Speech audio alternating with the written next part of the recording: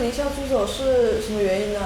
我让他上课，他不上，我逼着他上课，给我骂，然后我又揍他。我上课。你上。破皮过来。没关系，没关系，没关系。你是愿意上课的，是不是？我上两课时候呢，一直在没会会，妈妈让我背英语单词。你从几点钟到几点钟没背会？从1个星期没背会，每天都是早上到晚上一直在那坐着玩，我在旁边守着他都不背。学校半年不写作业，校长是真的操他心，向老师真的鼓励。老师只要让他写作业，离家出走；我让写作业离家出走，带警察找老师，闹得一个学校不得开交。老师的压力非常大，是管是不管，我是管是不管。